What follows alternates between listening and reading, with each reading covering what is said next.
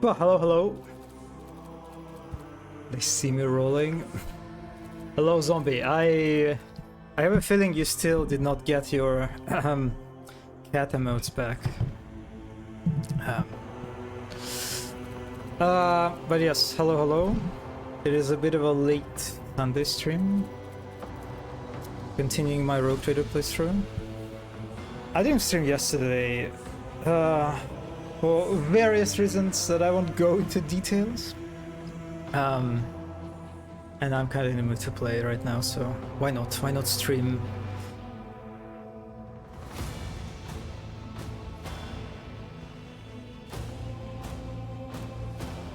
Also, zombie, I'm very happy to see that you decided to do the whole how to make a map for Head-On series.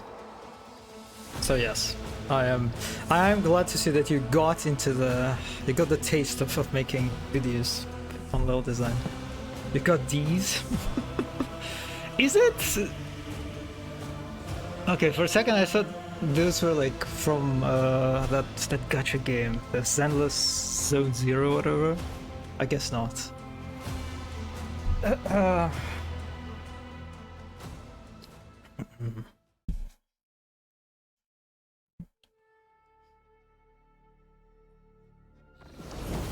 next episode is uploading as I speak. God damn it! God damn it!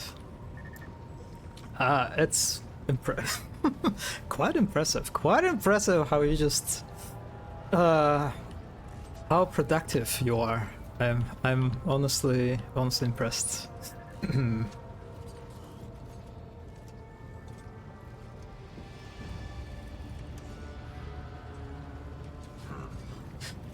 Alright, so last time we acquired our cop companion, and I believe now I'm basically supposed to get back to the Dargonus or Dargonus. Can't believe I've been mispronouncing the name of the planet all my playthrough basically.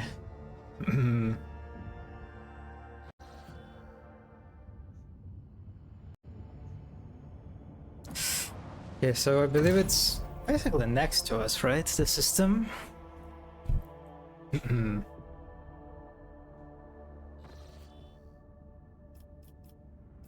Yep. This is the one. Yep.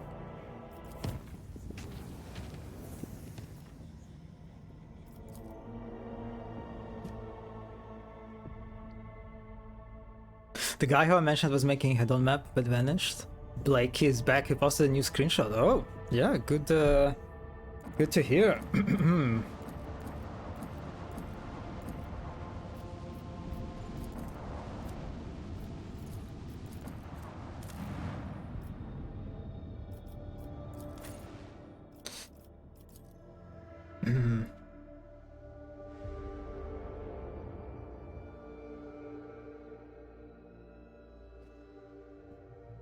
I remember you mentioned that you were like quite impressed, right?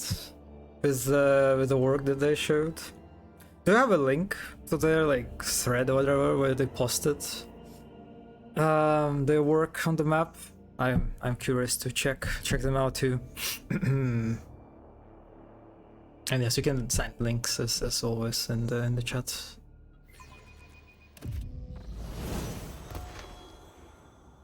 I guess I'm just. I didn't mean to close this. So I think I'm just probably talking with Clementi again. Oh, it's a secret part of the Head-On Discord. Damn. All right, got it. Understandable.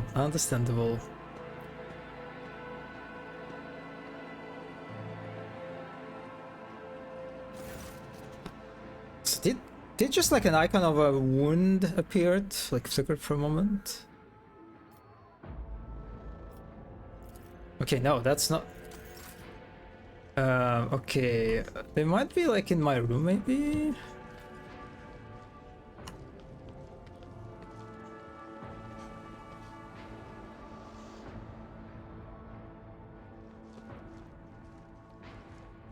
Alright, let's check the map. Oh, I guess I should probably talk with Solomon, probably?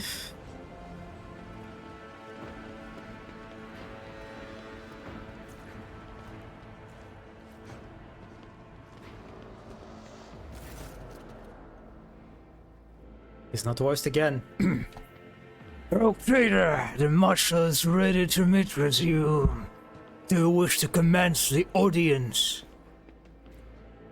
I would prefer to first know exactly what is it that the head of the Adeptus Arbites and Expense wants to see me about. I do not know the details, but I would assume the procedure is the same as it was in Lady Theodora's time. A personal introduction, a reaffirming of the allyship between the dynasty and the Adeptus Arbites, and a discussion of ties-related affairs. Well, I hope it will not be exhausting. Call your marshal in.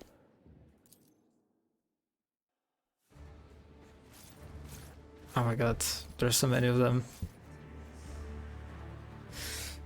Intimidating. Oh, they have like a cute book, Serascal with a candle. Okay, I like that. I like the Serascal. I'm digging it. Oh, that's the guy. Yeah, I saw his portrait. Yep.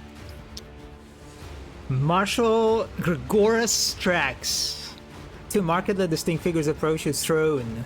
Marching in front is a man clad in Adeptus Arbites armor. He carries his helmet in the crook of his arm, but his stern facade serves him as well as any wizard could. He bows to you sharply.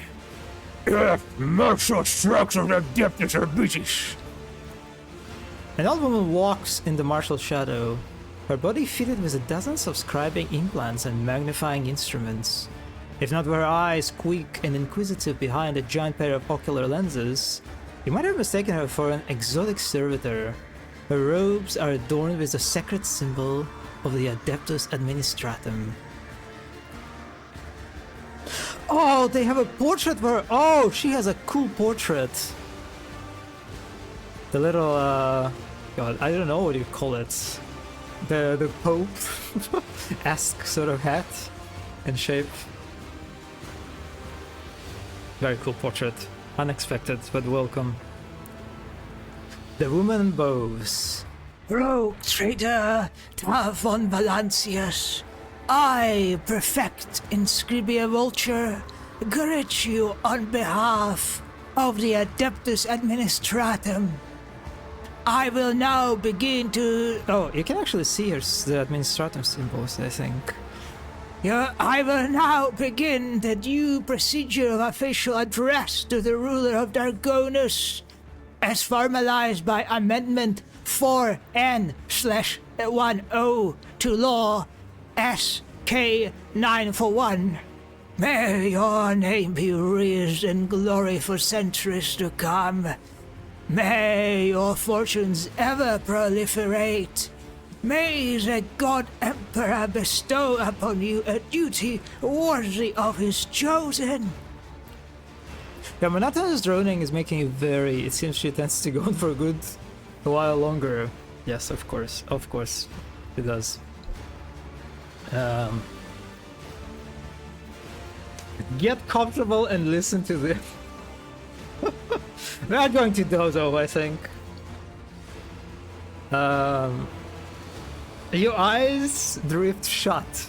You slowly plunge ever deeper into the darkness of sleep, while the voice, growing more and more distant, continues to wish you and your progeny epiphanies and boons of every kind, until an awkward cough jerks you suddenly out of your sweet torpor. The Prefect appears to have finished speaking some time ago and is looking at you wordlessly, as is the Marshal, along with everyone else in the room.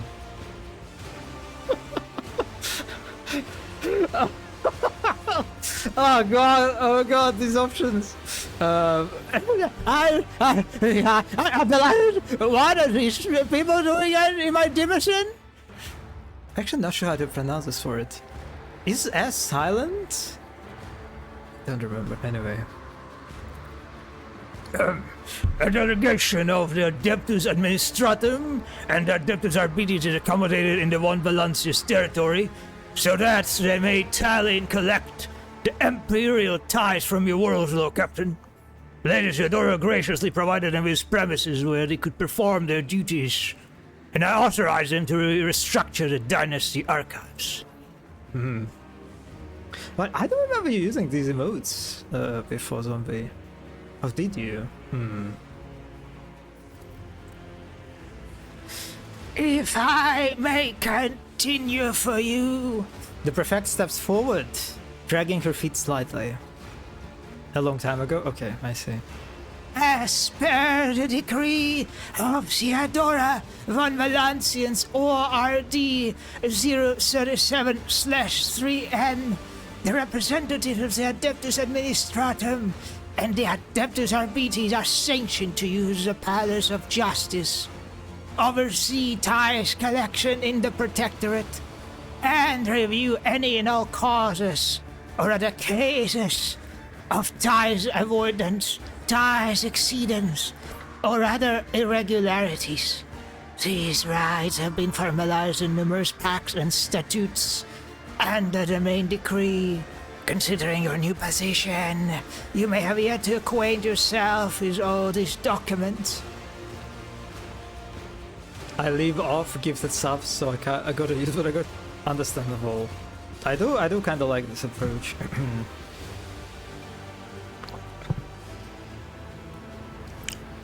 You are the successor to Lady Theodora, whose alliance with our two sacred organizations forever glorified her as a rogue traitor closely tied to the executors of Holy Terra's wheel.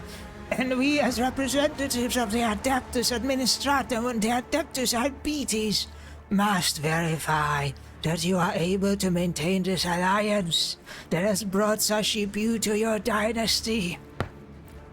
The prefect scrutinizes you as if trying to estimate your proportions and weight.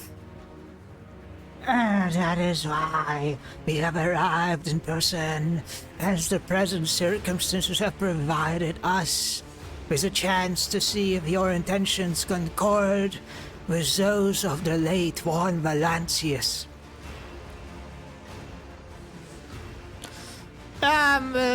Wait a second. Inscribia? Who would give that child a name like that? That was not top voice at the end. Anyway. For 34 generations, my family has served the Adeptus Administratum. I was given a name befitting one who comes from a long line of scribes. The prefect looks at you without blinking. He's either ignoring your disrespectful tone or has genuinely failed to notice it. Okay, well, whatever. And so, what circumstances are those? The prefect's lips contort into a twist. Our work has been disrupted by unforeseen setbacks regarding communication and transportation.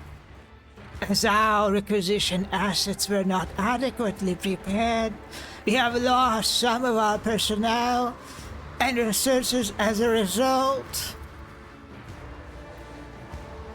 The arbitrators...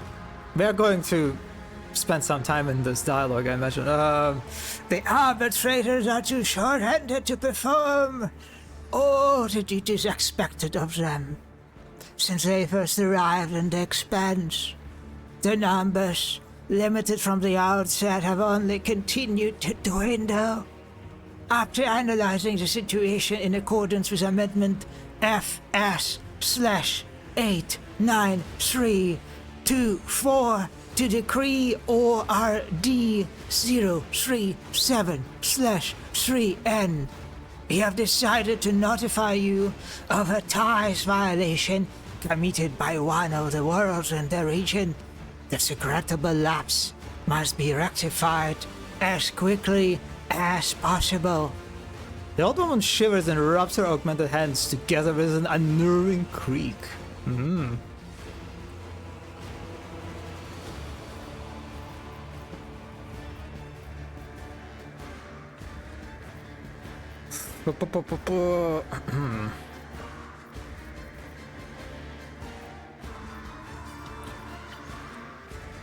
Are you implying that I have an obligation to help you? You're not at all. You're an emperor anointed, and you act solely of your own volition. The marshal's voice makes the enforcers in the room flinch. The prefect, on the other hand, speaks softly, and yet you can hear every word as if she were standing directly beside you. Your predecessor, Lady Theodora, may the light of the throne illuminate her path in death, always sought to address the needs of both the Adeptus Administratum and the Adeptus Arbitis, because she realized how blessed and important our work is for the good of the Imperium, to say nothing of the fact that she honored the laws of her own dynasty. That's very interesting to learn about Theodora. And which world was it that had the misfortune of drawing your attention? Shantira, a few world fought from the main route that was bereft of the Imperial light, when they discovered that 2 centuries ago, and supplied agricultural researchers and manpower. Well, I hope I can expect a proper reward for my assistance then. The prefect bows to you. The material compensation should satisfy. By the way, Zombie, do you plan to make any more Hedon maps? Or like have any sort of idea what is like the next big project to work on? An arbitrator will be assigned for you for increased security. Proctor answer, front and center. The marshal's voice thunders over the arbitrator's ranks, and Solomon Ansar marches over to your throne, his cyber mastiff at his heel.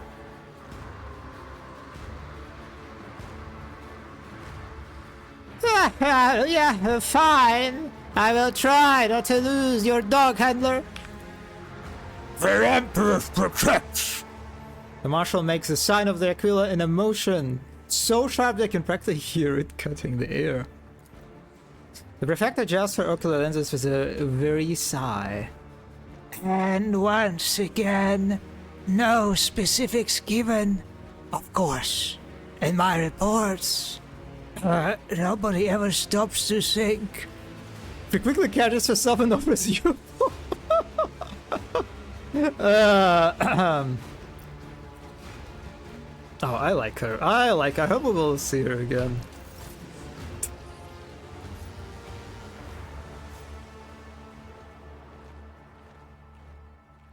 I wasn't really planning on making this one.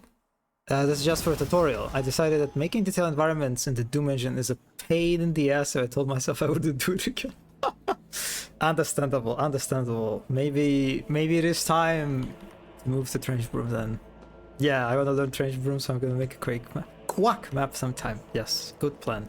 Hello, Archmagicus. Hello. God, my model is... Oh, it's lagging again, and it's... Oh, I did not mean to do that. And it's kind of weird because this is the part of the game that is like... It's pretty old.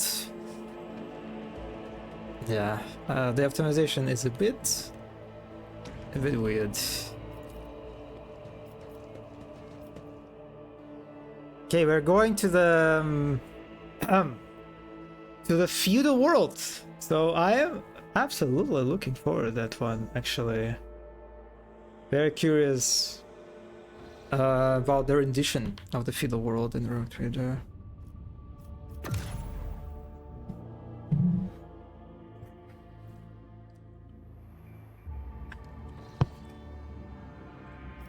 I got 4 points on Navigator's Insight. Interesting.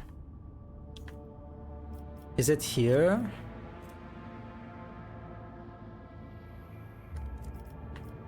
Okay, let me check what kind of system it is. Okay, it's Sacera. Oh, it's here, I guess. Yeah, it looks like it is here. Your lordship, there has been an incident in the wardroom. I fucking... Okay, wait a second, sorry, I didn't mean to click. The esteemed Proctor's answer's dog later on let officer into the room. At the esteemed Proctor's request, he was assigned a space to work there, but my ward, not the whole area.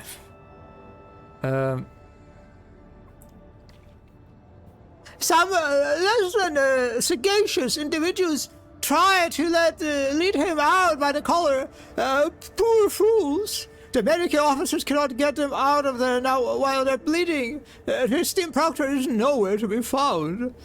So we must ask your lordship to deal with the beast. Shooting the esteemed Proctor's dog is something we would prefer to avoid doing. Where is Solomon? The duty officer reported seeing the esteemed Proctor heading off to the holds to carry out an inspection. I have already dispatched runners to find him, but until they do...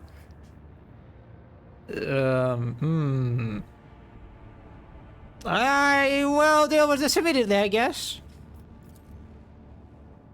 Praise be to the Emperor. Lord Captain, I will be waiting for you in the wardroom.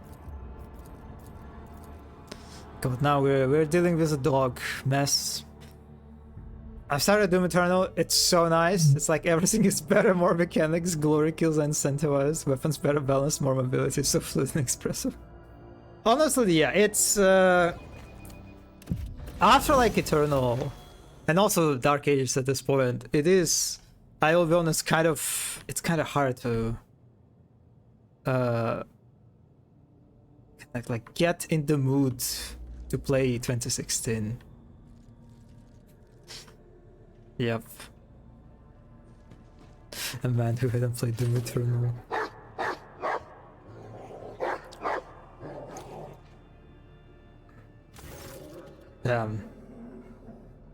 God, he looks so... like these mechanical whiskers, sort of... well, the matter of this part is that they're sort of like representing the whiskers, I guess? Maybe? Not sure. Looks very silly. Aglato, paws spread wide and growling menacingly, scans the wardroom with his scarlet visors. His blood-smeared kinetic jaw clang, sending sparks flying. Frozen on the sidelines in animal terror, the bloody officers watch his every move. Call out to the wounded officers. Are you alright? We've been better, but as long as we're alive, keep away from that beast before it eats you, Lord Captain. Okay, let's examine Glatus closely. You've seen enough of Glatus in action to confidently recognize his combat mode. In this state, he's capable of ripping off a person's arm or head in a single motion. He has no visible wounds, and at first glance his behavior shows no sign of scrap code damage. Let's approach Glato.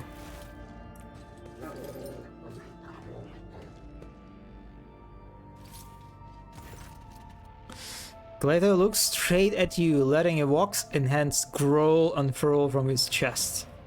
Twitchily moving his paws, Glato flattens his ears and tilts his head to the side as if puzzled.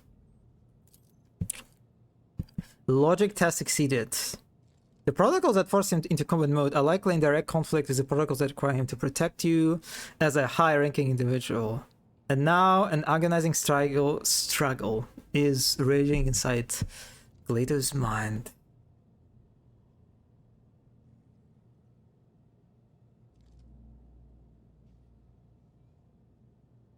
Willpower 95%. Okay, let's go for it. Slowly reach out and take hold of his collar. You wouldn't dare hurt me! Willpower test succeeded. Looking Glato right in the eye, You loom over him intimidatingly, slowly but inexorably reaching toward his neck. The dog lets out a low growl, his jaw opening slightly, but your heavy gaze seems to keep him pinned to the ground. Taking Glader firmly by the collar, you see his whole body go limp, and he lies down helpless on his belly. Dog. You only now notice that a small data slate on the table behind Glader. Fuck, perception test failed. Glader seems to be guarding Solomon's personal items while the proctor has business elsewhere. Study the data slate.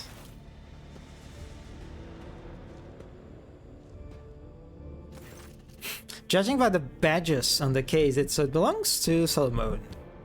In the first notes, you find entire dossiers of observations of your senior officer and retinue, their habits and petty vices, acquaintances, and psychological profiles. Oh, by the way, Arithmeticus, I'm very curious to hear your opinion on Marauder. Probably the most controversial enemy in Eternal. There are also notes about you, in which the previously dry observations gradually turn into something much more interesting. Study the last lines about you. The final notes reveal the fruits of Solomon's obviously taxing mental efforts.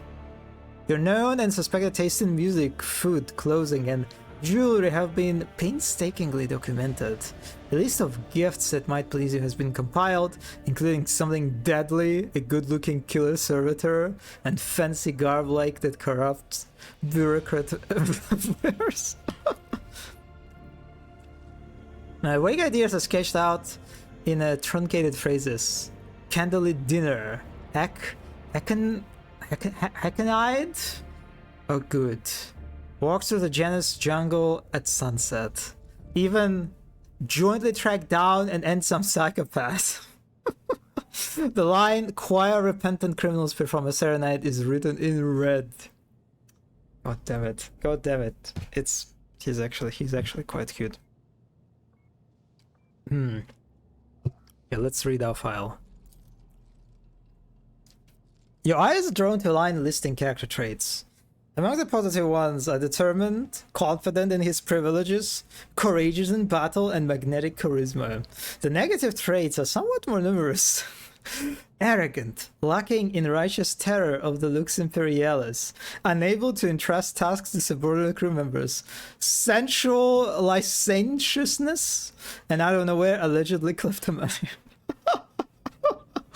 Okay, I'm curious. I'm very curious how like reactive this like part is depending on your action. I'm very curious about that.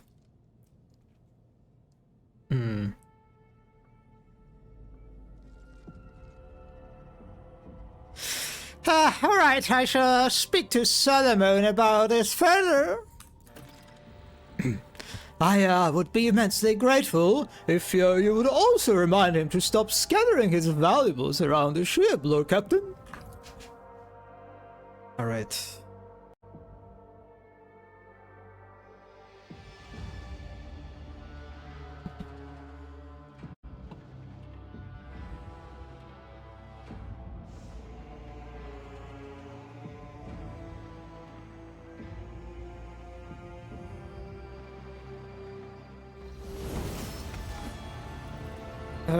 I guess I just go to Solomon right now. Not the way, not the right way.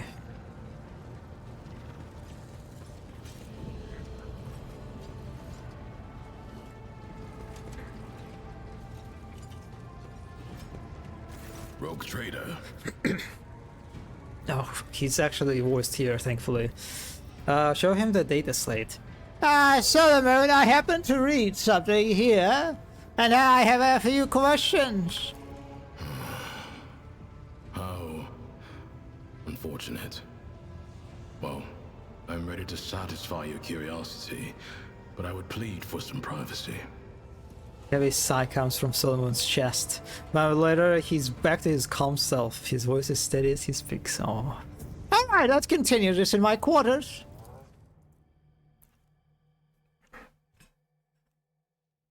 I imagine you want an explanation.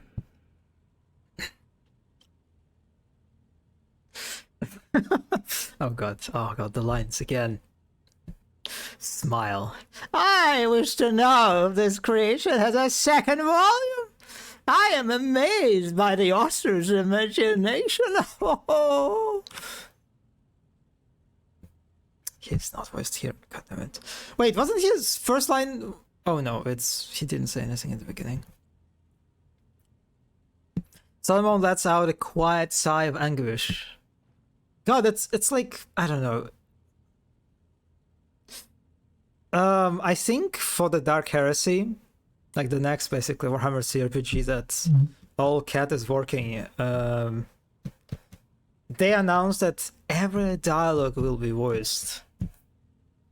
And it's just, it like raises a lot of questions about the size of the game.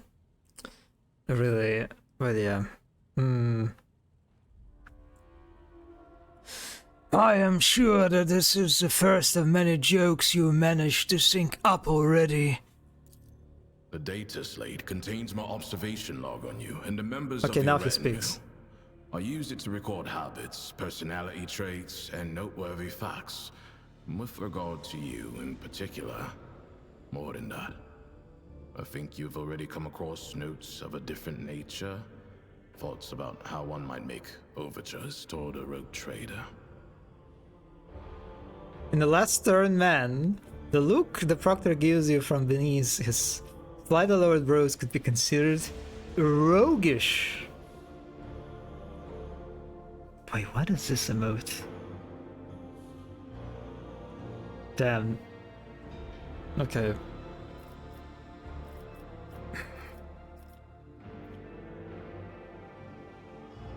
Read out the best parts. How are you talking about these overtures?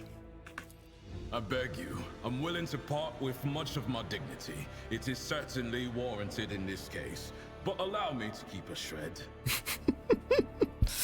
As you read out the idea of attending a service at the reliquary together, Solomon maintains a stony expression. The idea of a romantic evening by the stained glass windows of the ship's observatorium is greeted with a barely audible grinding of teeth. At the line, maybe a bottle of good Amasek and an expensive ring confiscated from some acquisitive bureaucrat. His eye twitches testily, but when you begin to read out the ornate and likely copied love confession, he snorts loudly, suppressing a smile with a monstrous effort. And declares, oh god, my god, yeah, it's, god damn it, I don't think I'll be able to bully him, honestly. And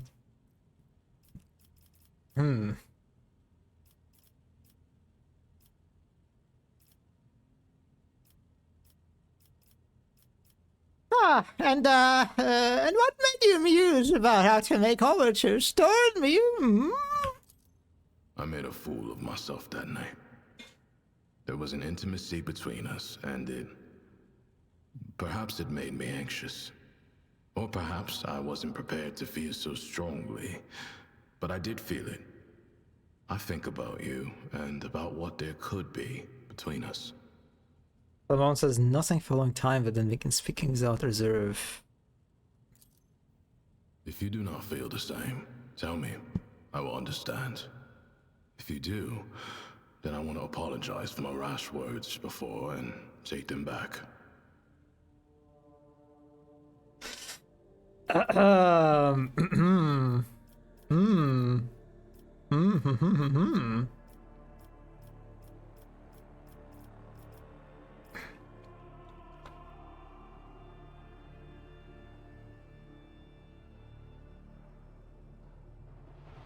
Hold out the data slate to solo mode, but pull it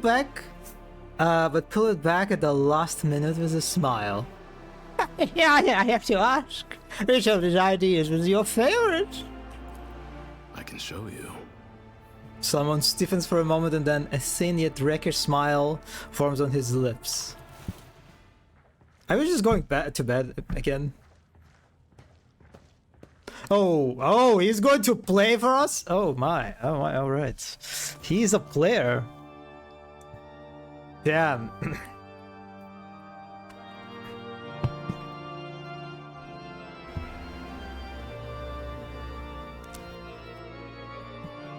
You see playing one of the tracks from the base game?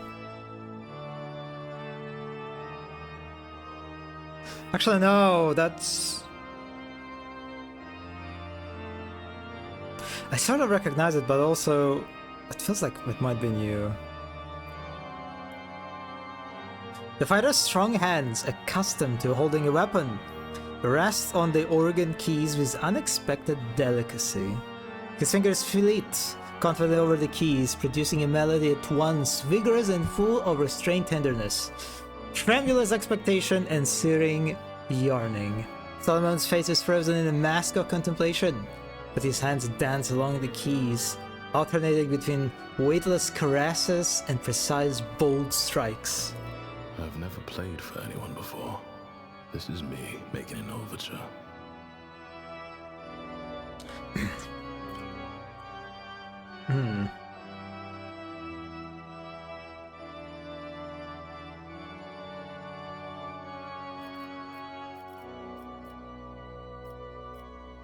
Oh my god, if I fail this, if I fail the skill check, it will be so embarrassing. Place your fingers on Solomon's hands and play along with him. Alright, we succeeded. Your hands move in sync, wooing a fanciful melody. You cannot predict, only follow Solomon's movements, but he leads you assuredly and you respond deftly. You only notice that your fingers have become intertwined when the rhythm of the music changes. I'm glad he gave me another chance. He takes his hand away from the keys and draws you to him in a confident and a powerful motion. The keys let out a piercing shriek under the weight of your body. Solomon gifts you with a dazzling white smile.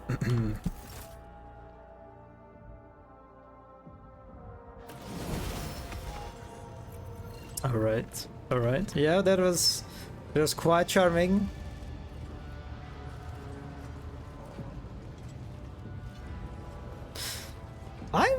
I'm kind of curious about his romance actually, because Tibella's romance was so underwhelming. It was... I honestly don't even remember like most of it. I remember it being very short, effortless. There was like no tension whatsoever to my memory.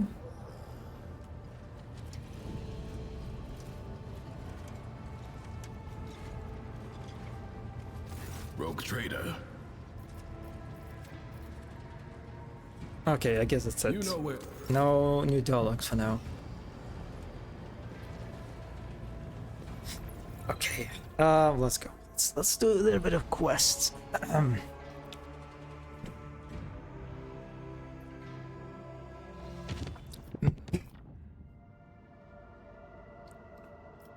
Okay, it's here, right? Yes. Let's spend a point to just get rid of any warp shenanigans. Let's go.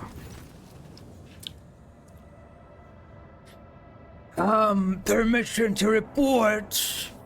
Your proctor has arrested my woodsman and is demanding his execution. A repeat offender, he says.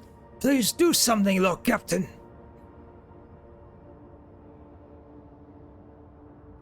And who's the woodsman? He is one of mine.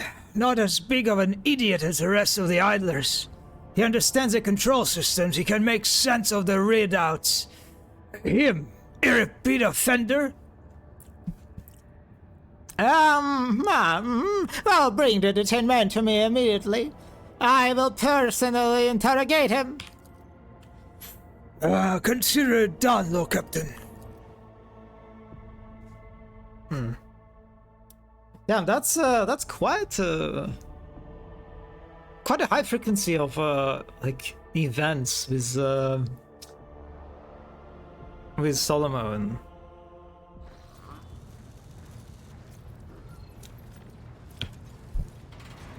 God, this throne rotating is like so funny every time.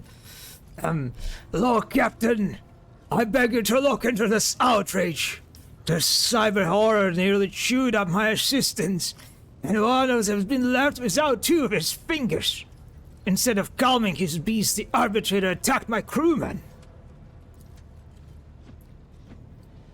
Someone waits for the end of the Master's helmsman's words and coolly turns to...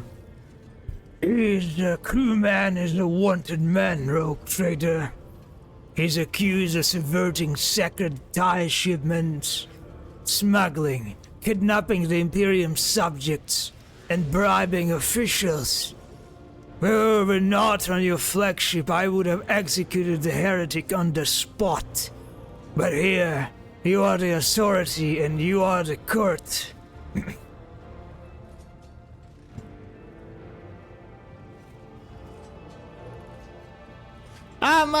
Solomon, why are you so certain that this is the man you're seeking? Because I was personally involved in tracking down and purging the shadows of the Abyss Crime Syndicate, to which the perpetrator belongs. The case was in Calixis, on the world of Helvica Prime. But for arbitrators, time and distance do not mitigate guilt. The man before you is the former captain of a smuggling ship owned by the Syndicate. Jag, the heretic's left arm. Every Syndicate member had a distinctive implant by which they recognized each other. It was that implant signature that Glator picked up on during his patrols. Right, did you know about this? If I went sticking my beak into the past of every one of the hundreds of people in the crew, I would have time to steer your ship. All I know is that when everything went to grok shit on Riker Minoris, this one oversaw the work at the docks so that the fools didn't trample each other to death in their panic. And later he ran into a friend at the port on Footfall, and they found us some parts within a day. He's even got arms growing out of the right places. He might make it to junior helmsman if he keeps it up.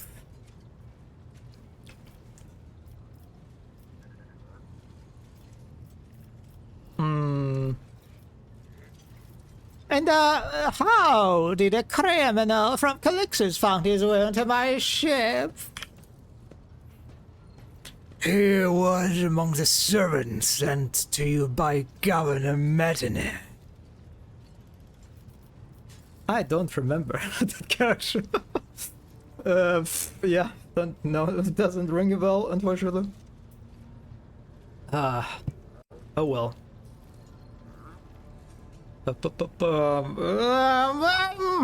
Accused? Do you have anything to say? The long-haired wordsman flinches when you address him. Your lordship, the governor of Helvica Prime was a scumbag who abhorred the light of the god emperor. The things he did to the people under him, we only survived by stealing from him, or else we would have ended up in a corpse pit, like 1 in 4 did after a distribution station accident. But once I'd got out of there, that was it. I was out of that business for good. And when I found myself in your service, I realized that it was a gift of fate.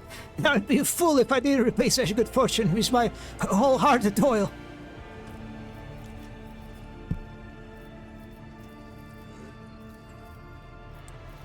Also, why did you attack my subject, Solomon?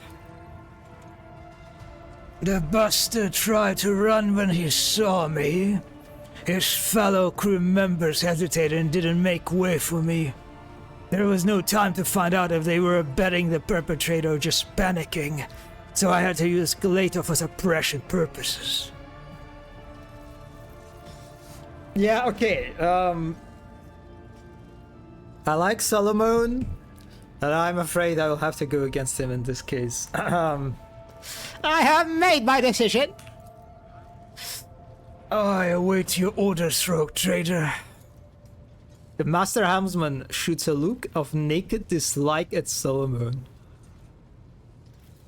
Naked dislike.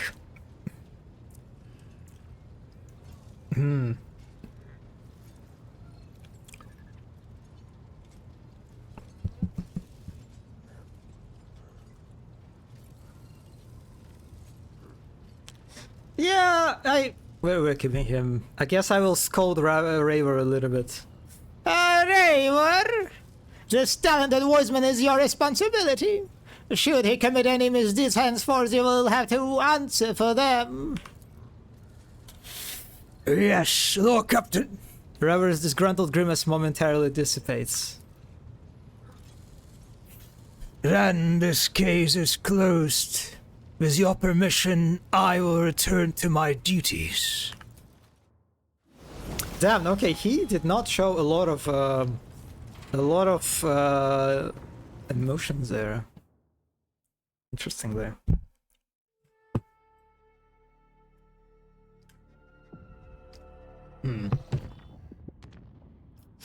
Okay, we're in the system already.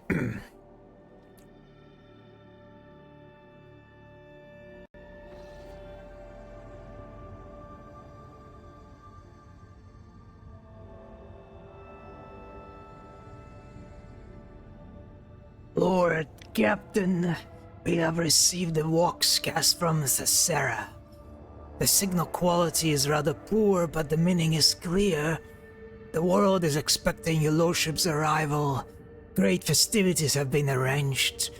A delegation led by the planetary governor is ready to give you a welcome worthy of an honored guest. Alright, sure. Let me explore these planets first. Why not? I assume they are probably just for resources and stuff. I don't even need if I... Wait. Oh, okay. There's some kind of event here. Amid the lifeless rocks and lava lakes, the ship's augurs have detected something resembling buildings. There's something off their outlines, but their presence in and of itself suggests there may be some valuables to uncover among the ruins. Yeah, sure, send scouting team. The scouts are able to discern Imperium symbols on the buildings. They formed and fused together by high temperatures. The ore mining structures tell a sad story. Centuries ago, the planet and all its riches perished beneath the radiance of the system's expanding sun. Oh my. Okay, that was it, I guess. A lava world. No, this one looks nice. Oh, well, I guess I could like extract something from them, but I have zero extractums.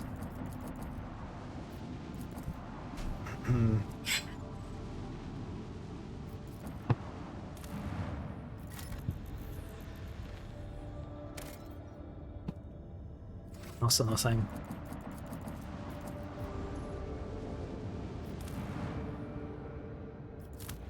So the planets, apart from the... Oh, yeah, can't do anything with it. Planets look very kind of, I don't know, miserable in the system. Apart from the gas giant. Scrap box.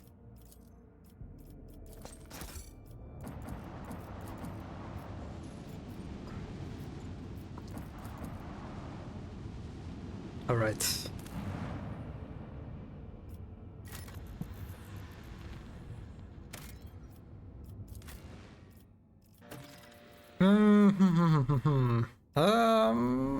Yeah. That sounds like a good team.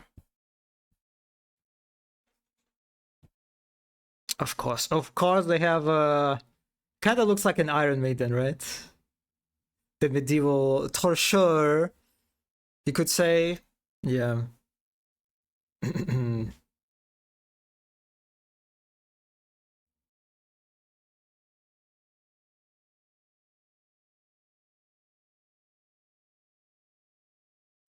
Yes, hello, Chernomnon. Hello.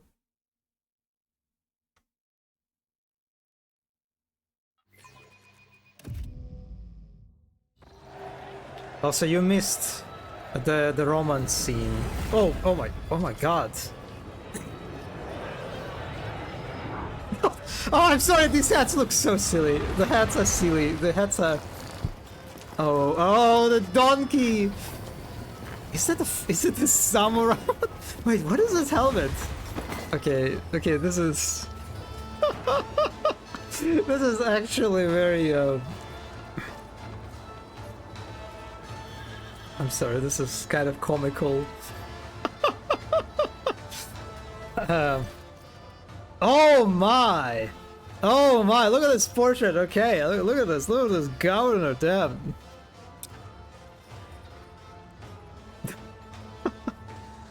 Kopschemancer. Yes, honestly, I accepted my fate. I basically started romancing him. I do kind of defy him on the matters of non-romance. Hello, Apturus. Thank you for the raid. Thank you. Also, the redeem. Why does the redeem not working? They're doing their best. I mean, the servitors are very, very cute. Oh, this is a cool feature. Oh, this is a cool feature. It wasn't in the base game, right?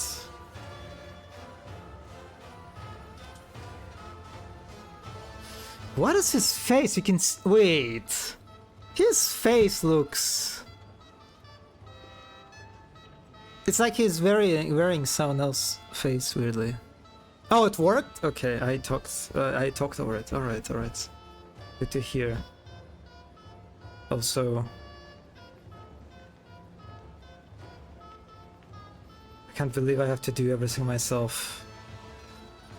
This is like a medieval dog show.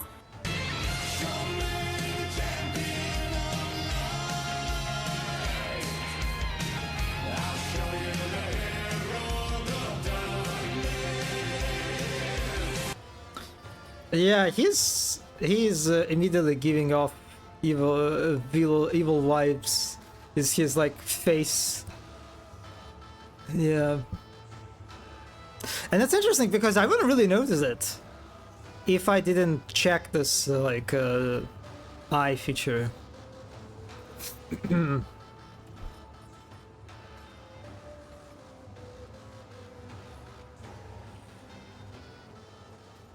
A richly dressed man riding a sinewy horse. This is a horse? That looks like a... I guess it is a horse. Sinewy horse breaks off from the procession.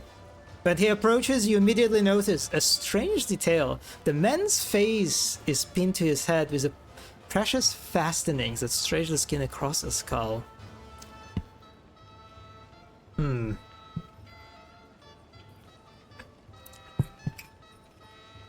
Yeah, he's giving off of evil vibes, right? Celestial guests! There's no higher honor for us than to extend our hospitality to such noble innocence. His Celestial Highness, the rogue trader, and an illustrious adjudicator of the Imperium. All of the Sarah claimers trembles and cheers. Roldo, the fair-faced governor of Sarah, at your service.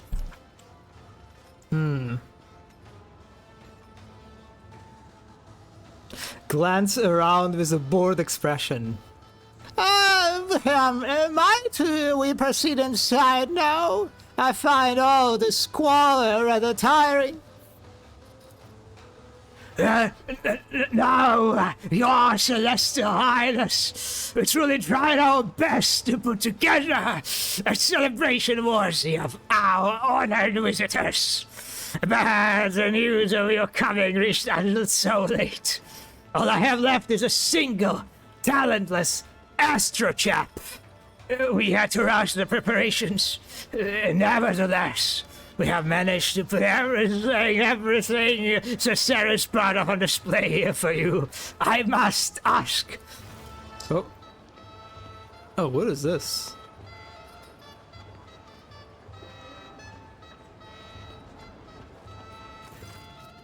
Oh, they have a portrait. Damn. All right.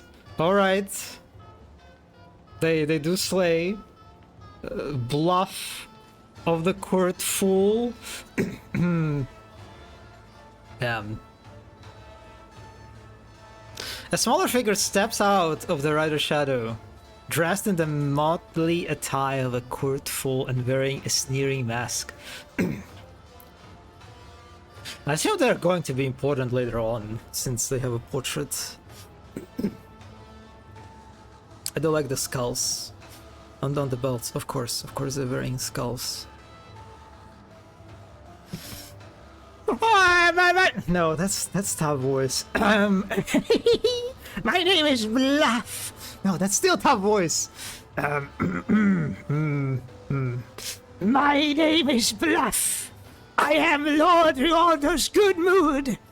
I think of his governorship with well-spouted jests and itty-bitty gossip. And now I merely doff my cap to our celestial lords and ladies, and hand them his key to Cicero as a token of our boundless loyalty. The fool bows and offers you his gift.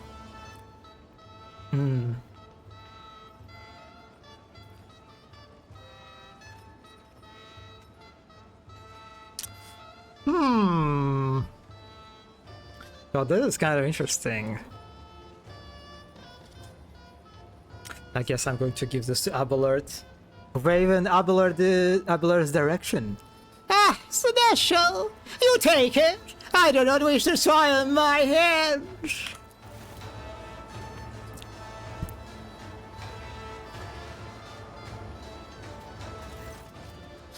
Abelard, wearing a grim expression, accepts the gift in your stead. Through comically exaggerated gestures, the fool displays his grief at having been unable to hand you the key directly, then steps back into the gardener's shadow. Okay, yeah, this is definitely someone we're going to fight probably later. Being the paragon of grace that he is, would my celestial lord perhaps also deign to feast his ears on the latest Assyrian gossip to go with my gift? Let's do some awareness skill check. Look at the governor. Awareness has succeeded. The governor's heavy gold-stitched jacket adds a certain presence to his figure, but it cannot hide how poor of a rider he is. The way his boots dig into the horse sides, his hands fiddling with the reins, his trembling fingers, all speak of a nervousness and a lack of control. Wait, so he is not... Is he like one of the governors that are just kind of chilling in the orbit, or like on a space station? Or he's like actually living with these people? Because if it's the former, then it kind of makes sense that he's just shit at handling the horse. And it's not like, oh, he lives there. Okay, then it's kind of suspicious, actually. Also, this whole line of text is extremely relatable, and it makes me like this character immensely.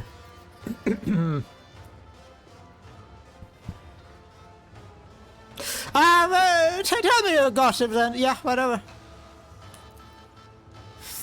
Well, slap my crocs. Bind and listen to this. One eye, the terror of the common man, went out a swimming one day. He sneaks into a hut, itching to fill up his sack. And what sees he? A scary big shadow on the floor. He turns around, and right behind him, a giant, a monster. His hands like imperial columns. It grabs him by the throat and starts beating the air out of him like he's a ball of a dough. Turns out he's popped by a Mercus place, and she used to work the bone mill no worse than the 10 men could when she was young. The fellow's been one eye ever since. And who is he glad he's not one arm or one leg? Having finished this nonsensical tale, the fool wraps into acerbic giggling. I like. Okay, that's kind of unfortunate that I have no reaction to this actually. Oh, by the way, what happened to your face, Roaldo?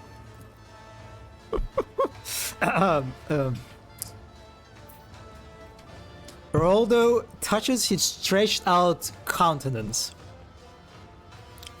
Ah, this is a fine tradition that I myself brought to this world. You see, there is a way to tame the merciless passage of time. All you need is to find a young and healthy face, appropriate it, and attach it over your own fading skin. The local ability eagerly took to this art of extending one's life and use. And I, once a celestial lord, myself, now promote this custom by personal example, so I may showcase its wonderful properties. I assume he's also using the rejuvenating procedures. I have a suspicion. Oh my god, Henrik's! Oh my god, Henrik's! Henrik's line! A furrow appears on Henrik's brow. But that is a devoid of all sense. What is this? Some travesty of rejuvenant treatments? All the procedures I have heard of are far more complex and laborious. Okay, what conviction do you have?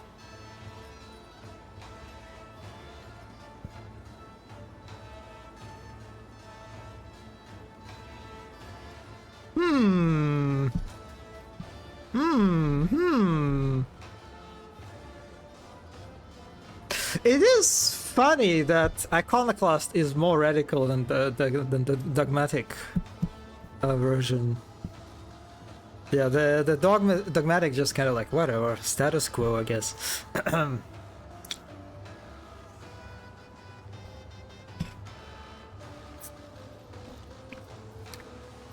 But you know what? I think Tav would probably be into this.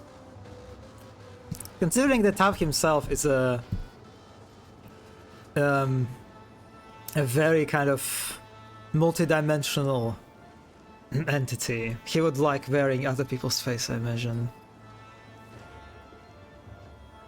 A fine tradition indeed. I hope the subjects are conscious when you peel their skins off. I would love to attend such a procedure myself sometime and enjoy the show. Roldo's eyes nearly pop from their sockets at your words. Okay, he gulps and nods awkwardly. Okay, buddy. What is it with him? Yeah, he's very sussy.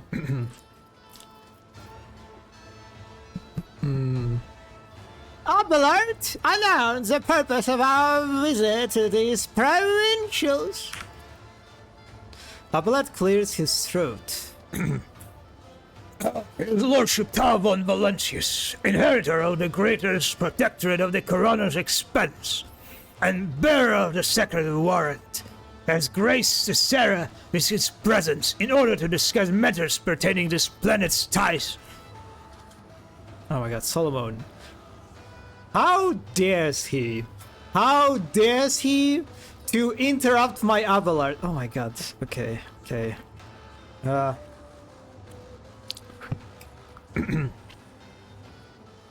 Enough! According to data protocol Calixus Sigma UX 11-4, this Mu-class planet type feudal, estimate rating E874, with an assigned tide grade of Solutio Extremis, has not provided its utice amount in full. You have violated the Lex, and are hereby under investigation. You are to present all related customs reports and shipping manifests immediately. Also, what is it estimate rating?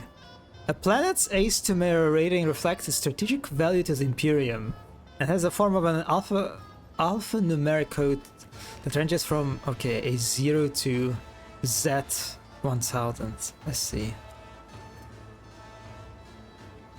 Planets are graded from aptus non, meaning no ties collected, to exactis extremis, the harshest of tax burdens. The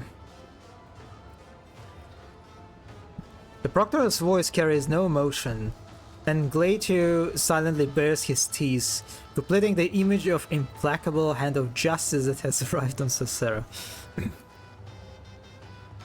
I am much flattered by your attention, esteemed judicator, and by this opportunity to serve the Imperium with even greater dedication than before.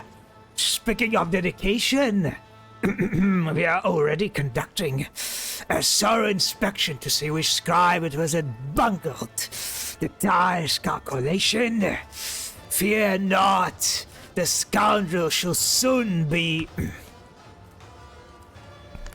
Excuses are the hallmark of the guilty. Do not make your situation worse, Governor. Ronaldo clasps his hand together and says meekly. Oh, the hands clasper. Of course, Master Judicator. I will provide you with all the documents as soon as our internal review is complete.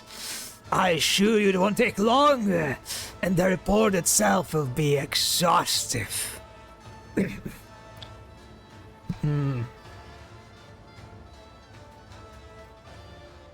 Glare at Ronaldo. Daunted by your silence, the governor screams nervously in his saddle. Well, in that case, please proceed to the castle. All of Cicera has been awaiting your arrival, busily preparing the finest dishes and entertainments in your honor. So I fear it may be challenging for you to avoid attention. Let us have a court lady accompany you.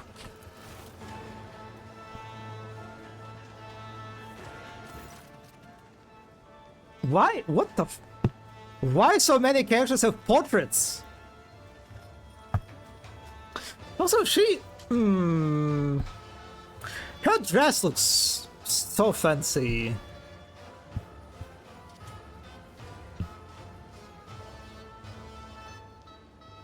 I mean, I guess... it's like, it doesn't like fit for me. The image of a feudal world. That's just like a normal aristocrat from some hype city.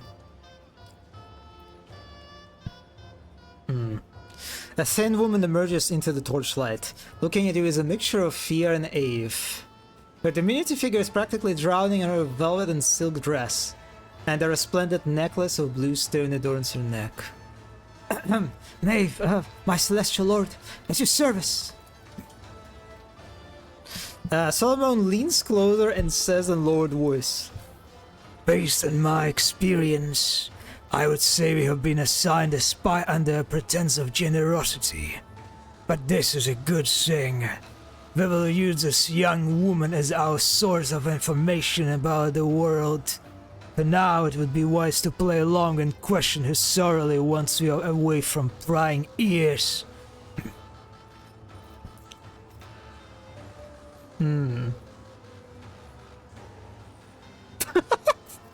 Oh my god. Oh my god, you can be so rude to her. Dresses with chains built in? Is it? I don't think that's normal.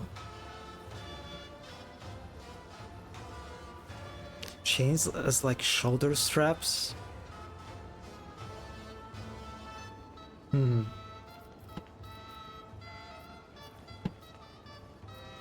Oh, what an exquisite necklace! I think it will look better around the neck of your celestial lord! Maeve gasp.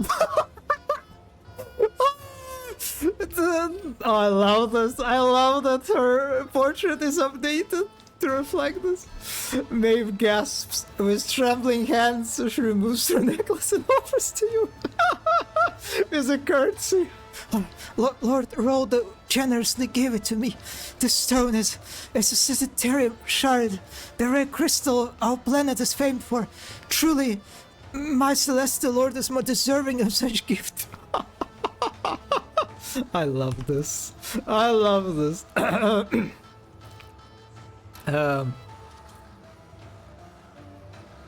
It is not unheard of. There is a really famous Chanel one. Fair enough. Yeah, fair enough. Taking candy from a baby. Yes, exactly. That's what Tav is into. Well. Our celestial lord is not one to means words. He up and down the specs on the soles of his shoes where they belong. I do want to kill this guy, kind of, actually. I hope I will in the end.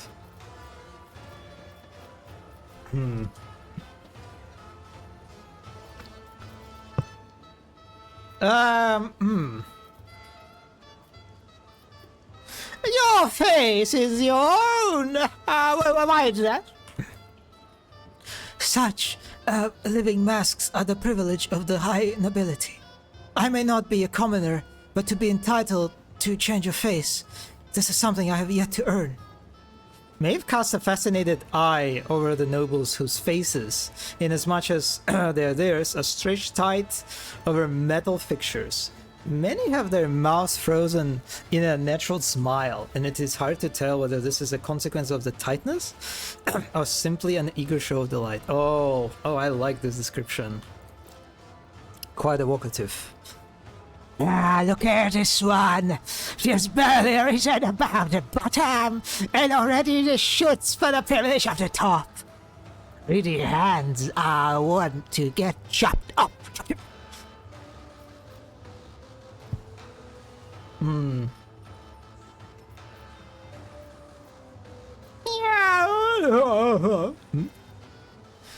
Maeve fidgets anxiously with her dress. Perhaps my celestial lord would like to attend the feast of the execution. I can tell by what I'm hearing that our execution has already lit up the Phasmophorius, ready to give the condemned a warm welcome, which means the governor's official scoop collector. That's me, and a whole lot of important business to get go. And so, I must leave you now, good seers and ladies, lest I miss out on a hot batch of Jesse tales. Terribly pleased to meet you all, Honor Adjudicator. Bluff grasps Solomon's hand and gives it a vigorous shake. Oh, that'll be a nice cutscene too.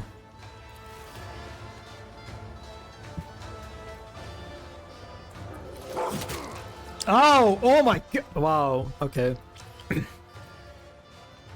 Before you can even blink, the Cyber Master beside him sinks its teeth into Bluff's forearm, jerking back and forth in a fury. The attack only lasts for a moment, but when Glatos lets go, the fool's limbs is already torn to shreds. With a cry of pain, Bluff leaps away and melts into the roiling crowd. Oh. Oh. Alright.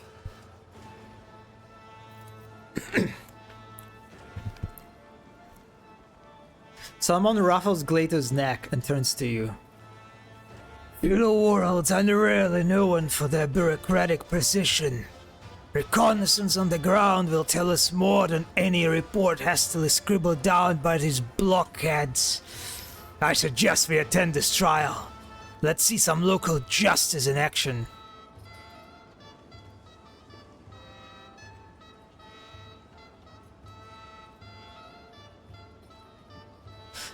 Let's go then. Actually, no, let's explore. We have plenty of time. First, I will inspect every nook and cranny in this place. I see no reason not to. Who knows what evidence we might discover, or what secrets of her lord our guide might share. Solomon gives Maeve an ominous look that makes her shudder timidly. Also, Maeve. Is it not the name of some character in Pariah and Penitent? Sounds oddly familiar. Solomon looks at the crowd staring at you in wonder and trepidation. So, Celestial Lord, your coming is a historic event for this people. They will be watching your every step, and your actions may well transform their lives in this underdeveloped world.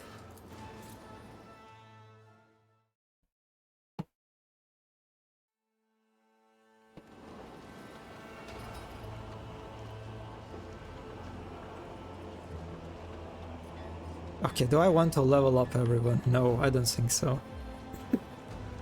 One step at a time amidst the madness.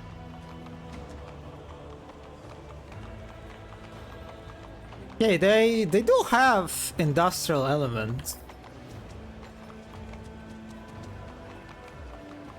Queen Mab? Mab is Maeve? Yes, that's probably what I was thinking of. Oh, look at that. Look at this. What do you call it? Water pump? Named after the fairy queen from a Shakespeare work. Oh, I see. I see. I wonder if there's like a relation here too. So, they're like industrial elements. They have like ventilation shafts. They have some kind of pipes. So it's a bit of a mix. I need to make a save file here actually for future. If I decide to look at this environment again.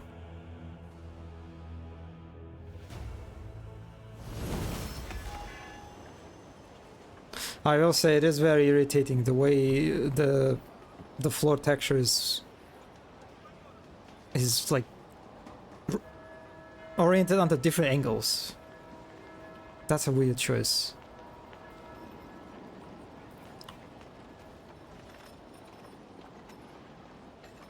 It is very dirty. It's like very dirty, very...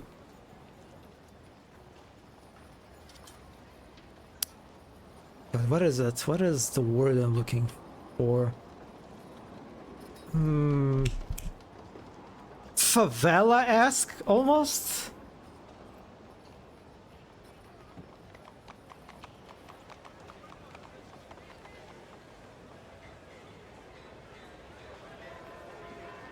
Like the way they have these... Like this roof is like very kind of sloppily covered in these like metal plates. You have this like catwalk that just does not fit at all. Like this roof is a mess. Yeah, you can sort of see like, I guess this sort of like shows you the lack of like developed, I don't know, artisans, architects. Favelas? Is it not the word in English? Verwaarloosd?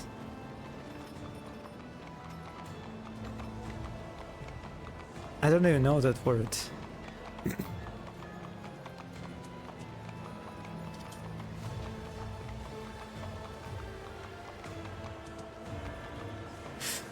Yeah, there's like a lot of metal plates. I don't know how I feel about that. I like, on one hand, I kind of like it, I guess. The way they implement it here. It is very, like... It's quite ugly, it's quite... It's like, it's way below the sort of standard, like... Imperium's architecture. So you see the sort of the technological setback, I guess. But it also kind of...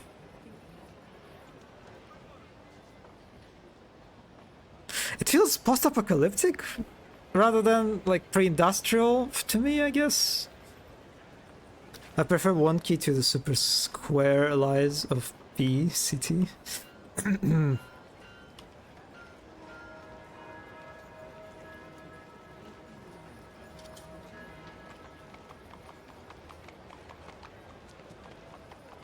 I can't believe what I'm seeing. People from stars walking in our planet.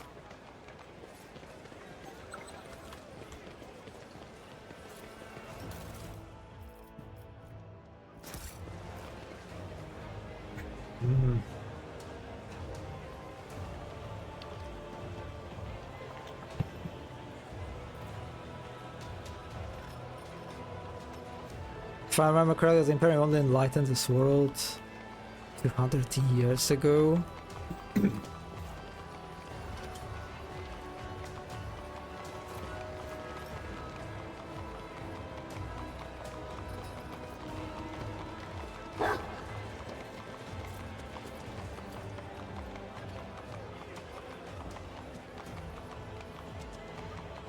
Curiosity sings in my veins.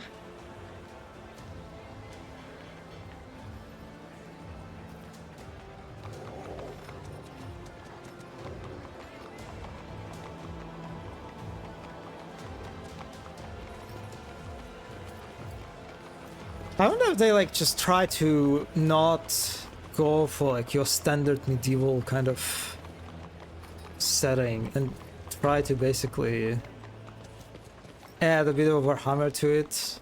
Is there like the metal element? What Maybe. lies beyond?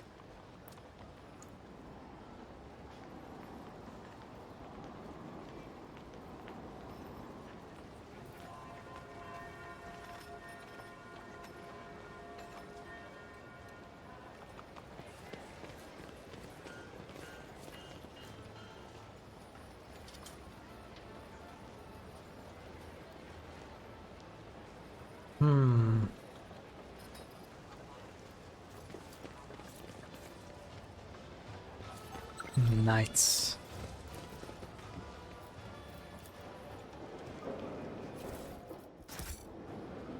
Oh, I don't have Pascal with me. I don't know why I tried to use the logic thingy. Other than... Oh, actually, that's a good point. Yeah, I'm curious if they have official, like, terrain for medieval worlds.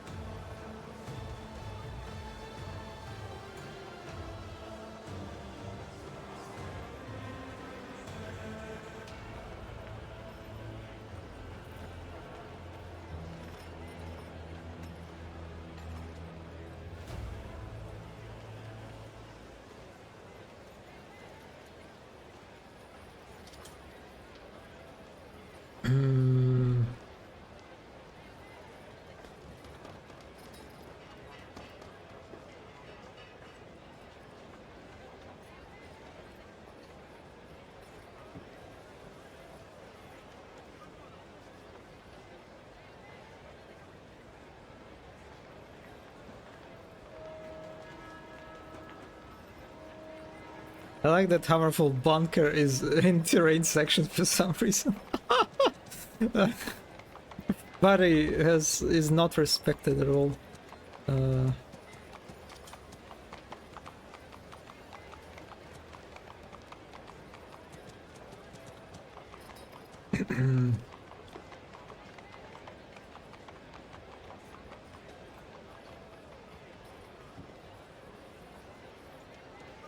Yeah, they don't really have, at least on the official side, they don't have a feudal terrain pieces.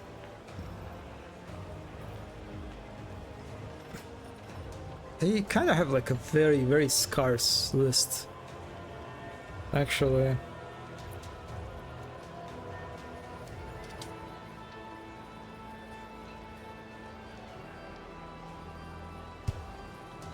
Feudalists. They will see. Oh, yes, indeed. They all will see. The Chronicle of Fates, page 380. The Chronicles of Fates by Gorgorius Fault, chapter 3. The sacrament has been performed. I felt the cage open its gates. I felt him that holdeth the key open the lock of my body. At first I found it hard to breathe. It was as though the inside of my body was lined with a vice that was not my own. In my mind's confusion, I cannot tell what moon life it is, or which chapter of this book I am presently writing, but the greatest one is all-knowing, and every turn of fate has been chosen by him in advance. Thus, if my new fate tries to resist me, I shall bring it to heel. It feels so weird to run around In this tapestry of a a world, rogue trader environment I am and the actually rogue encounter thread. like a lore note. Something that I can read. Very unfamiliar feeling.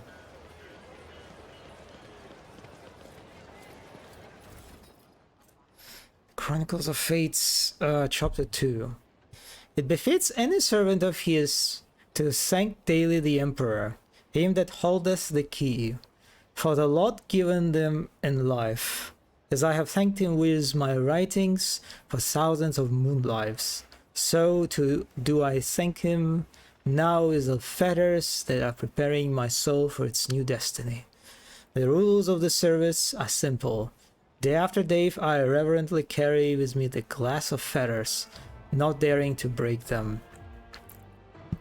Some believe that merely keeping them by one's bedside is enough to perform the sacrament. This is a lie perpetuated by the slothful and the faint of heart.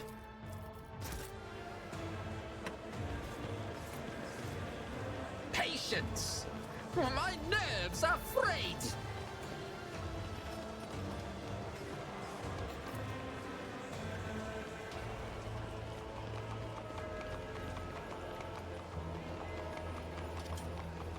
Where are they going?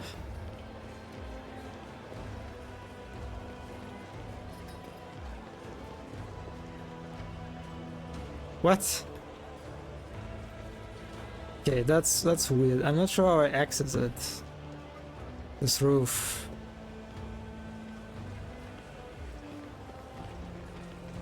Curiosity! Examine the sings in my body. veins. Oh, okay, I see. There is a path here, actually.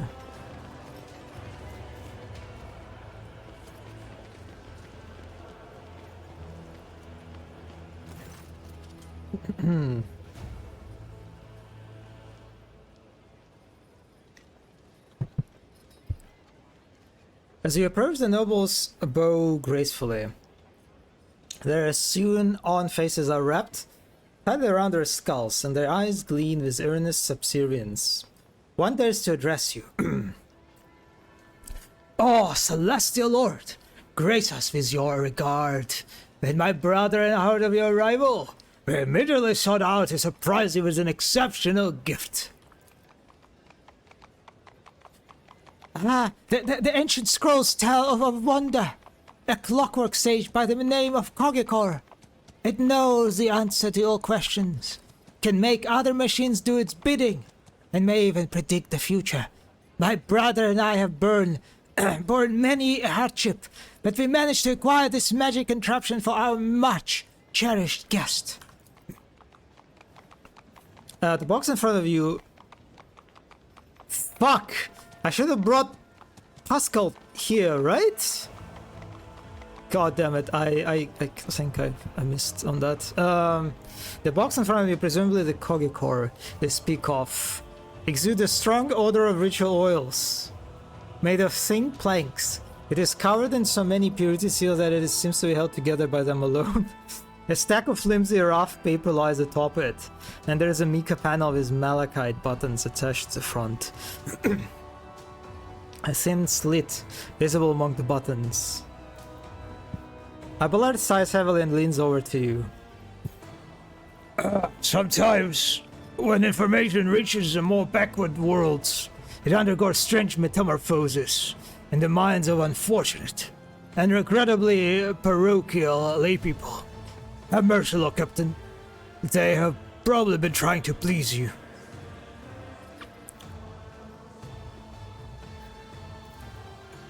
Hendrix shrugs. I've seen a few distortions of Gothic on primitive worlds, but I do not recall ever seeing such a Whatever, I'm reloading this. I want to see Pascal's reaction. I want to see Pascal's reaction to this.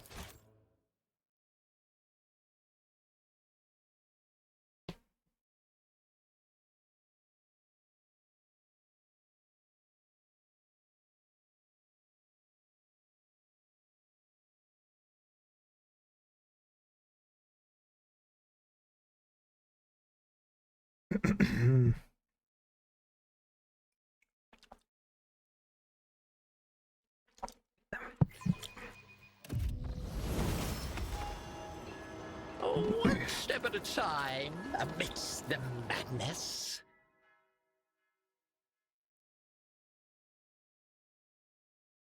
Also said that Hendrix has so few lines.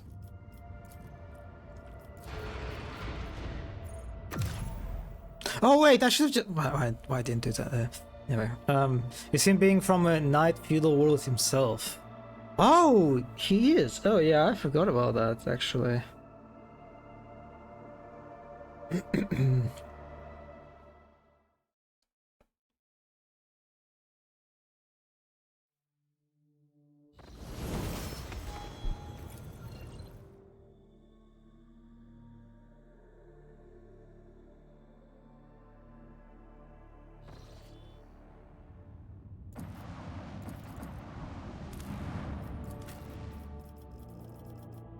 Who I get rid of? Hendrix? He really... No kind of...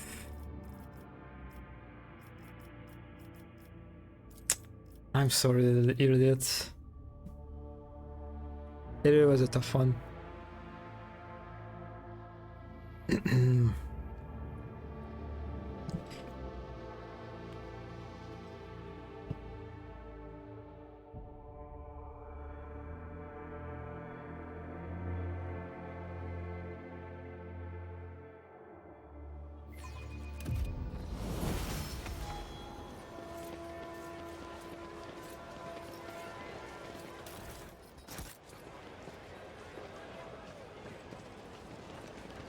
Look, over there.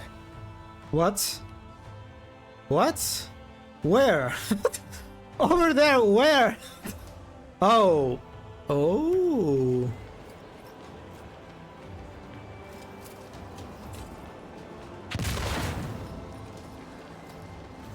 There will be no peace in my I can way. cut your eyelids for you to see better. You belittle me with this. So funny seeing Marajai failing to open or rather disarm the mines. Oh, look at that. Claustrophobia. Oh, is it? Is it the... what is it? The familiar? Interesting. In this tapestry of a world, I am the rogue thread. Oh, I missed this. How did I miss this? Okay, the Chronicles of Fate, Chapter 1. Let these instructions enlighten all who walk in my footsteps. He that holdeth the key permits none but his most faithful to change their fates. And I, the eminent Gorgorius Fault, have no right to fail him. This, my present work, will describe how soul becomes purified and the rituals required to prepare it for its momentous turn of fate. This being thinks that any servant of his who intends to break the shackles of their former life will have to undergo. Patience? My nerves are frayed.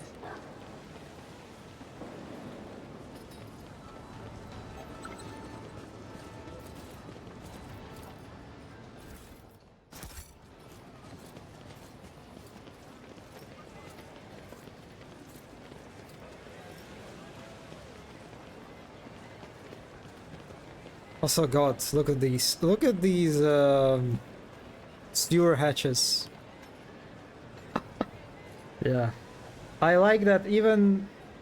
I mean, I guess that makes sense, but even on feudal worlds, the architecture is absolutely lethal. Just in the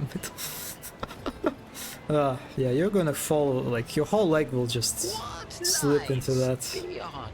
easily.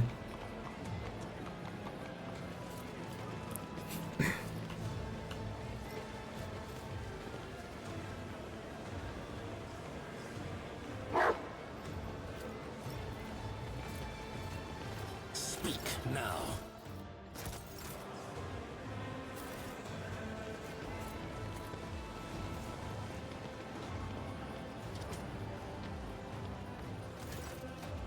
Okay, we read it already?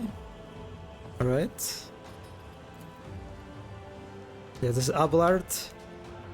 Reaction. This is Henrik's. And this is Pascal's. After a chrono turn of heavy silence, Pascal finally intones. I am registering an act of imitation of sanctity. This cultural phenomenon is typical of underdeveloped tribes. I also anticipate the discovery of cave pictograms dedicated to the divine ritual of the more advanced units. Ah, okay, I expected him to be actually angrier. Awareness 87%. Listen to the sounds of coming from the box. Awareness test exceeded. There is a barely audible breathing coming from the box. Whoever's inside wants very much not to be noticed. Glados stalks toward the box and bares his fangs, while Solomon frowns grimly at the device. Really? Then again, what else could you expect from this ignorant world?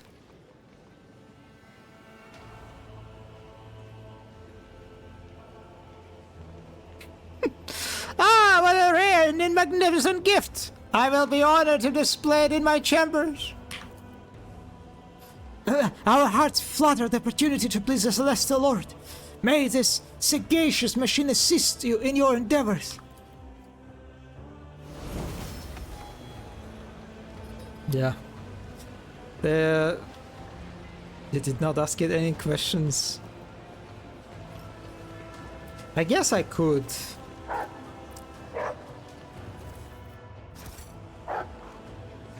Examine the horses. Another notch. The horses glance at you with an odd curiosity. One of them pulls its muzzle closer and clacks its teeth, almost too greedily hungry for a harmless herbivore. Oh, okay, this is curious.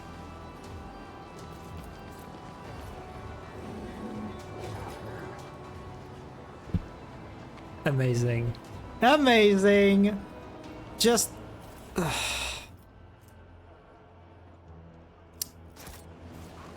So now, with Glato, instead of clicking once to get the items, you can click twice, if you want. Well, I guess it's sort of good to have him now, because you can get new items that otherwise you would not get, but that's... yeah, Nah. They will see. Oh, yes, indeed. I guess it is all something. will It is something see. that makes the dog. Oh, a shortcut. Nothing's impossible Right. for this old officer. Yeah, that makes him somewhat useful.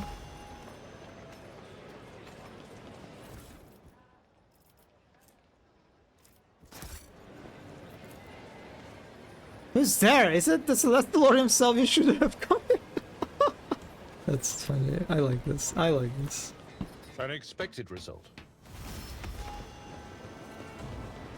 One step at a time amidst the madness.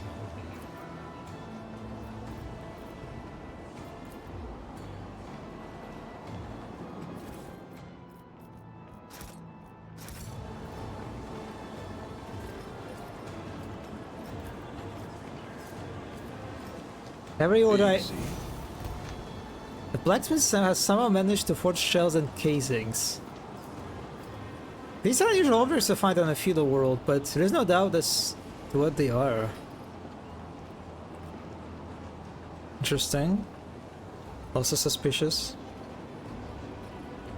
I do like how the whole castle, like city, is sort of located on the wall. You get kind of a nice view here.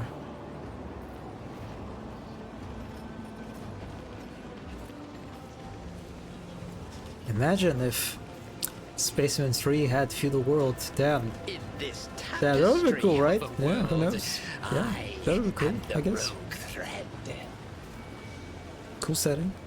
Yeah. How is this? Goods. Who knows indeed? We can only hope and dream. Oh, what the what is this? What the f...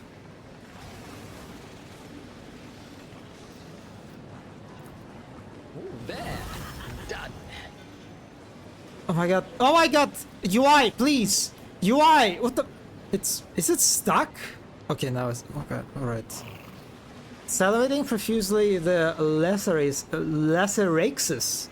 watch the food disappear into people's throats. Judging by their protruding ribs, the beasts have not been properly fed in some time.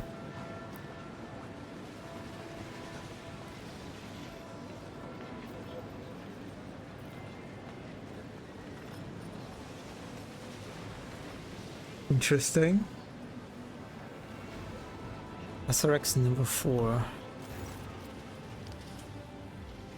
There's something different about this Lacerax. It looks gaunt and weak, almost miserable. When you approach, the beast stares at you with glazed eyes. On the door you notice a scrolled sign that reads, Animal number 4, don't feed. The same number is burned into the skin of the Lacerax. Examine the Lacerax. Tech use has succeeded. A quick inspection is enough to determine the cause of the problem. Some of the Lacerax automatics are clearly not working correctly. The muscles near the energy conduits are twitching as if the machine spirits and the fury were torturing the beast.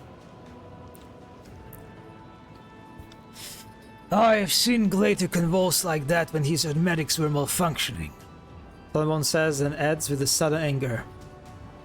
I doubt the local half-wits have the first clue about maintaining implants. They should have stuck to shells and left the beast alone.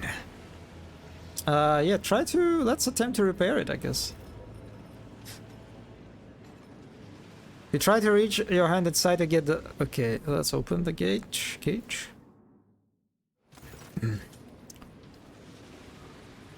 Okay, the test succeeded. You're unfamiliar with the operation of the mechanical lock, but that is not stop you from disabling it.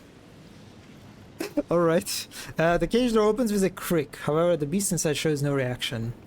Okay, let's attempt to repair it now. Attack use test succeeded. You find the issue and fix it with ease.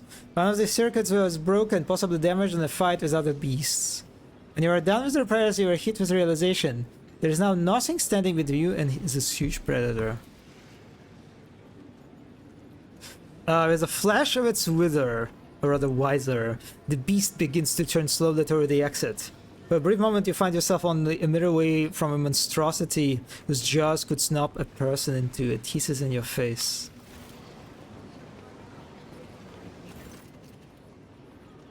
Suddenly, you see something moving out of the corner of your eye. A whirl of skirts! A frail figure. With a small shriek, Maeve throws herself between you and a snarling beast. Off with you! Get away from my lord!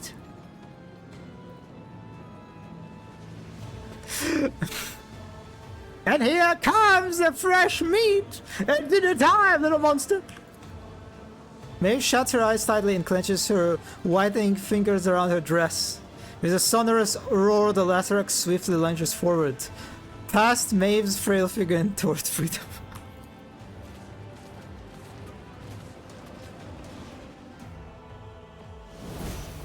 Alright, yeah, that happened.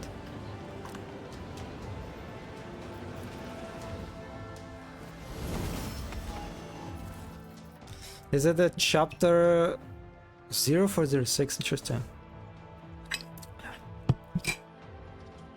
I am impure and my body is impure. Vital fluids not my own are stirring within me, as though wood-boring beetles were digging their filthy tunnels through my frame. I must destroy this vice. I must squeeze it out. It is a customary to replace an old vessel, and I have replaced... Sorry, I need to do that. And I have replaced my rotten cage with chambers of gold. Yet I still feel filthy for it.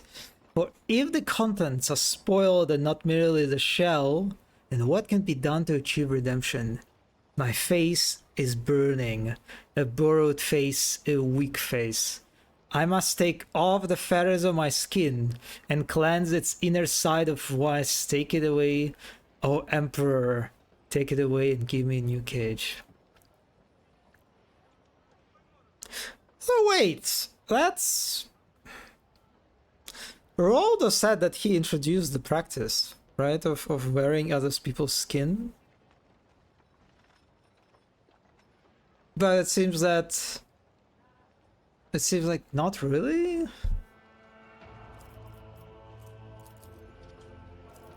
Not sure how to read this. But it seems like there was this other person Compared to naval service, who basically practiced that. that. Was barely a challenge. What is this? Oh, it's my my statue, my sculpture. However, it's the sculptor. The sculptor's mechanical hands crawl over the rough stone, their many jointed metal fingers remaining in constant motion. Even now, you recognize your own features in the unfinished piece. It seems someone commissioned a statue of you the moment you set foot on the planet. The old man turns his wrinkled face to you and you see crystals where his eyes should be. Is my celestial lord here to gaze upon his destiny? Alas, my creation is not yet complete.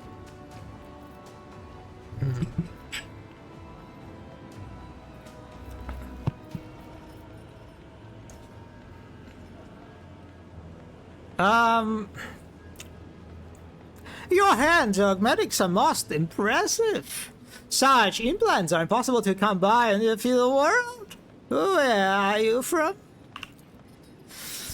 Lord Ruoldo had my limbs replaced before he took me from my home planet. It was so long ago I have since forgotten what my land is like to the touch. The sculptor's mechanical arms are pierced by sticky tubes, and the elbow joints have all but worn down. It must have been a decade since these implants were last serviced. Such neglect often poses a serious threat to the person's life, and yet the old man's skin looks relatively healthy in the spots where flesh and metal meet. Lore warp test succeeded. This man appears to belong to a rare variety of psychers, biomancers capable of recovering even from otherwise deadly wounds and diseases. Would be nice if Hendrix said something about that. Yeah, well, I'm here to look at the sculpture. What has my destiny got to do with it? When I sculpt, Your Celestial Highness, I see people's destinies in the forms I create. The visions that come to me shape not only the stone, but the person's fate as well. Your image was indistinct when it appeared before me, and my work is not yet done. What do you wish to behold? There is no embellishment in the old man's words. He shares a special bond with his creations, one that you can sense as clearly as any other breath of the warp.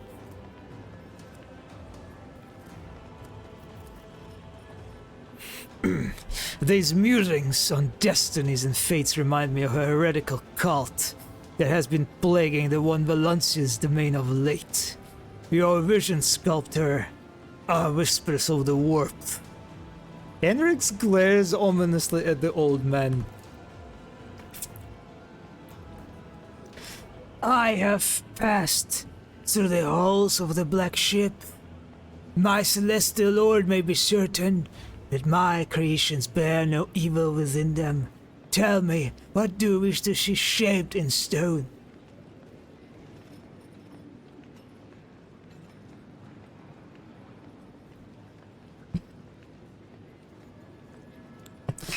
Well, the glorious deeds of my future, I guess.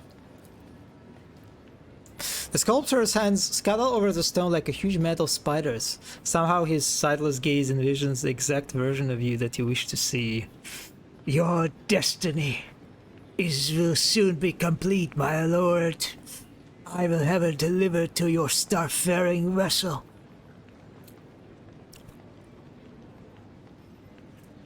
Glory yet to come. Your very life's path has been carved into stone. Images of your future deeds are distracting you from here and now. But someday those fantasies will become reality. Reduces the character fellowship until the end of the mission on Cesera? Okay. Interesting. I mean, it would be cool to remember what fellowship is. But anyway, alright.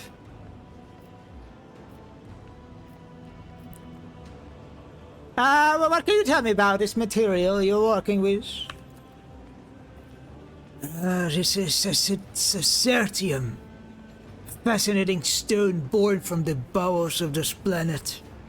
Like any other kind, it bends and melts beneath the sculptor's tool. But for the sculpture to come to life in earnest, they must put the very soul into it. One of his hands emerges from behind the statue and gently touches his head, seemingly of its own volition.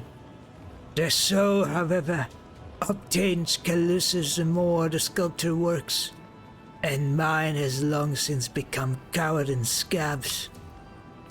The blue veins of the statue flare faintly under your gaze. The stone undoubtedly possesses psi-focus properties, allowing the old man to concentrate warp energies in it and amplify it. So, psi-focus, immaterial divided focus and amplifies psychic force powers. Interesting. Kind of like Blackstone, but okay. He carves his works using the psychic abilities he's cursed with. An astonishingly frivolous application of warp powers.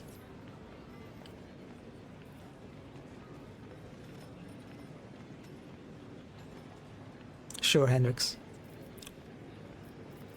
Did you capture the Governess Destiny sculpture too? His mouth stretches into a cryptic smile.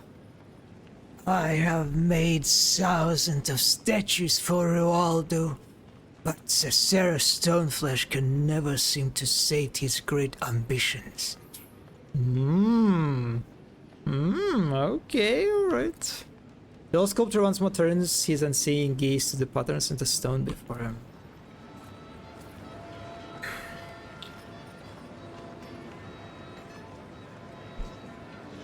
Oh, look at this! Oh my god, someone is eating what? Patience. Fuck. If only I had Toy Box enabled. kind of looks like sushki to me, actually. Not sausages, right? The sausages are too curved. No. Kind of looks like sushki, but there's like a missing part. I'm saying sushki as if it's like an English word.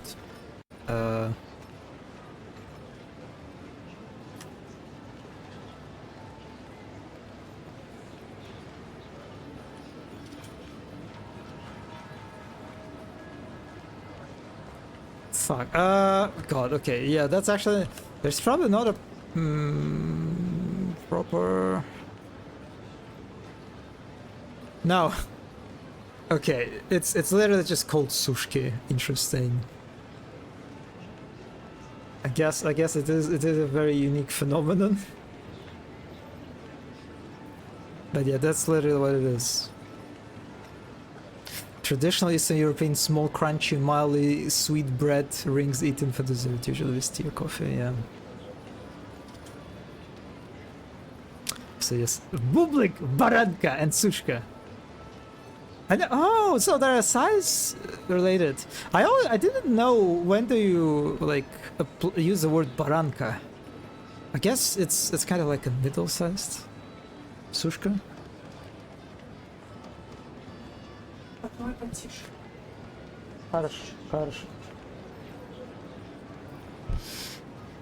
Bublik, baranka, and sushka.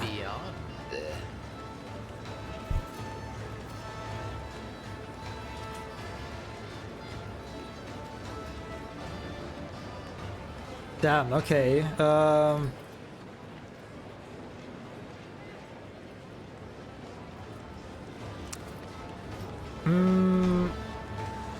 Oh, this is the servitors.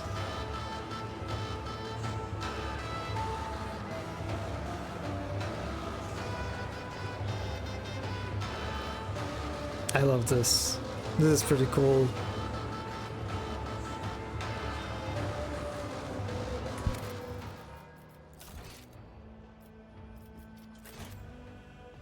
I closed my window after an hour of letting fresh air and I'm instantly dying again.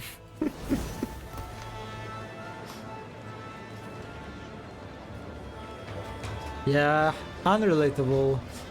Unrelatable. It is catchy, I agree.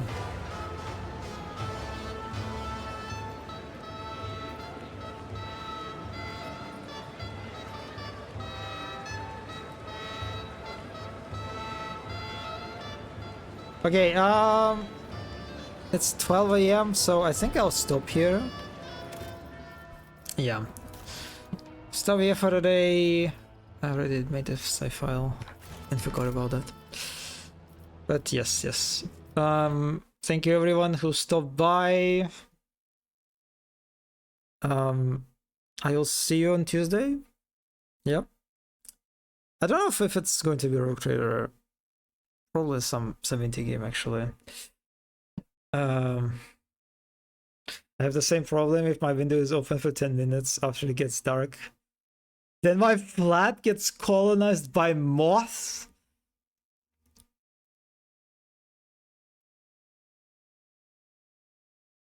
Damn, this is actually kind of scary.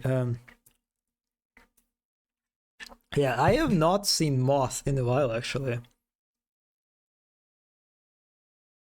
Yeah, they're not common really in my area, I think. Yeah, mothless, thankfully. Yeah, this summer has been very insectless actually. Even the centipedes and silverfishes. Silverfishes? A silverfish. That's like the plural of that word. Anyway, yeah, I'll see you on Tuesday. Yep.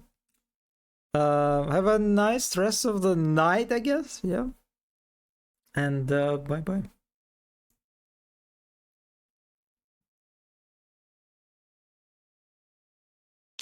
Public baranken surga.